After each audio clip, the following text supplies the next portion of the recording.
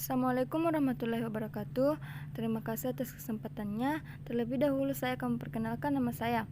Nama saya Andi Sulmiati, Prodi Budidaya Perairan, STK 418011.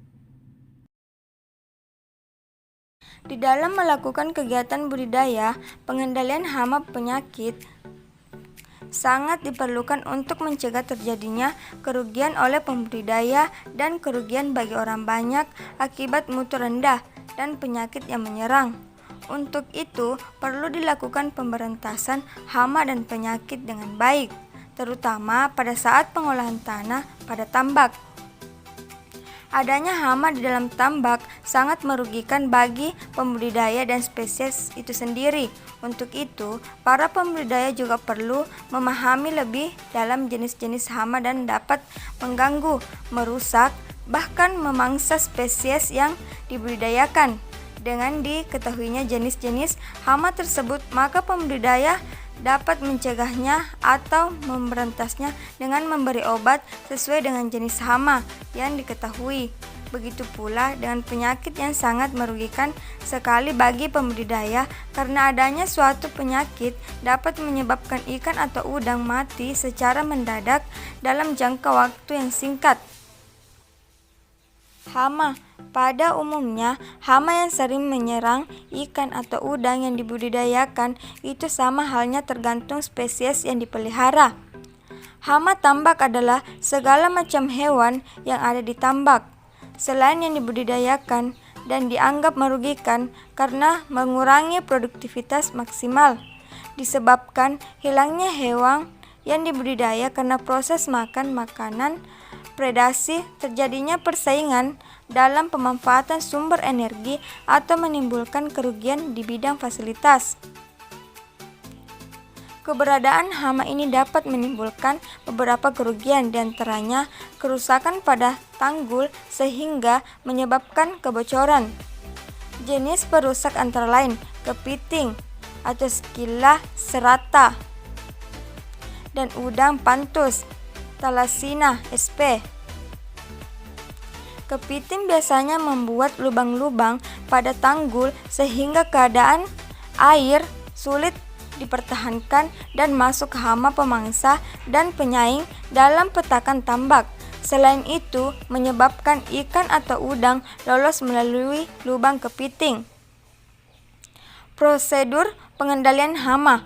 Prosedur pengendalian hama dapat dikelompokkan menjadi dua, yaitu cara fisik. 1. Pengolahan tanah. Sebelum benur ditebur, usahakan agar tambak dikeringkan secara total agar semua organisme mati, dan mengeringan dasar tambak dapat membantu memperbaiki struktur tanah dasar. 2. Perbaikan pematang. Lubang-lubang pada pematang sebaiknya diperbaiki. Jika terdapat lubang, dapat dilakukan penyumbatan, atau cara lain adalah dengan melapisi tanggul dengan plastik. 3. Mekanik atau penangkapan langsung. Dilakukan dengan menangkap udang liar, ikan, kepiting, dan ular. Cara ini sangat efektif jika dilakukan teratur sehingga menghemat biaya pembelian pestisida. 4.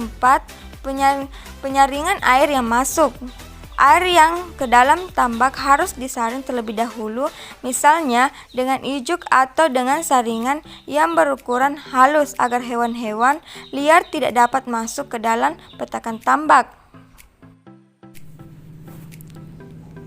Penyakit. Penyakit diartikan sebagai suatu keadaan fisik, morfologi, dan atau fungsi yang mengalami perubahan dari kondisi normal karena beberapa penyebab dan berbagi atas dua kelompok, yaitu penyebab dari dalam atau internal dan dari luar eksternal.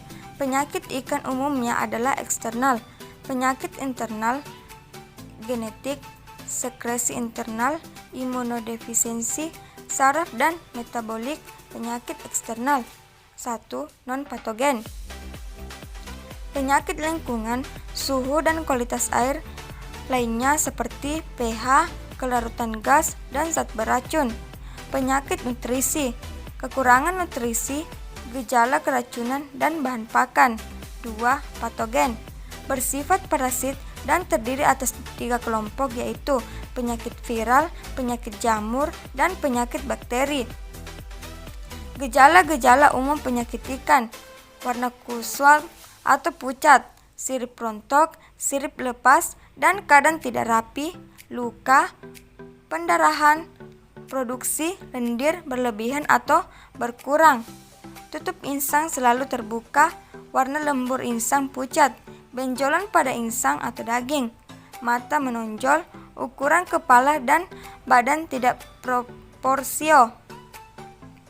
Kemungkinan terjadi kelainan bentuk lain. Karakteristik penyakit infeksi pada ikan. Ikan merupakan salah satu hewan air yang selalu bersentuhan dengan lingkungan perairan, sehingga mudah terinfeksi patogen melalui air. Infeksi bakteri dan parasit tidak terjadi pada hewan darat melalui perantara udara, namun pada ikan sering terjadi melalui air. Pada budidaya, air tidak hanya sebagai tempat hidup bagi ikan, tapi juga sebagai perantara bagi patogen. Istilah penting penyakit infeksi pada ikan. Istilah penting yang seringkali digunakan dalam penyakit infeksi ikan adalah sebagai berikut. Epidemiologi. Ilmu yang mempelajari hubungan berbagai faktor yang mempengaruhi frekuensi dan penyebaran penyakit pada suatu komunitas. Tindakan penanganan penyakit viral. Jika ikan terinfeksi oleh virus, sangatlah sulit untuk diobati. Ada 2 cara tindakan pencegahan, yaitu membersihkan virus penyebab penyakit dari lingkungan dan meningkatkan kekebalan ikan terhadap viral. Tindakan pencegahan pertama, desinfeksi semua wadah klan peralatan, seleksi induk klan telur bebas virus. Tindakan selanjutnya, bila memungkinkan, adalah meningkatkan kualitas telur. Penggunaan vaksin klan imunostimulan atau vitamin. Di antara tindakan penanganan yang ada, vaksin merupakan tindakan yang paling efektif untuk mencegah penyakit viral. Sampai sekarang, vaksin untuk beberapa penyakit viral telah dikembangkan sebagai komoditas komersial, tapi untuk virus herpes koi belum dilakukan di masa yang akan datang. Vaksin terhadap virus herpes koi dapat dikembangkan. Penyakit bakterial.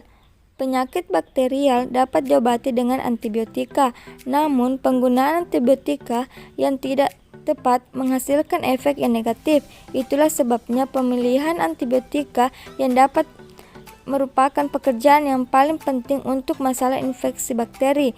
Pemilihan antibiotika dilakukan berdasarkan hasil uji sensitivitas obat. Antibiotika dapat mengobati dengan cepat ikan yang terinfeksi dengan bakteri, namun dapat menyebabkan timbulnya bakteri yang resisten terhadap antibiotika.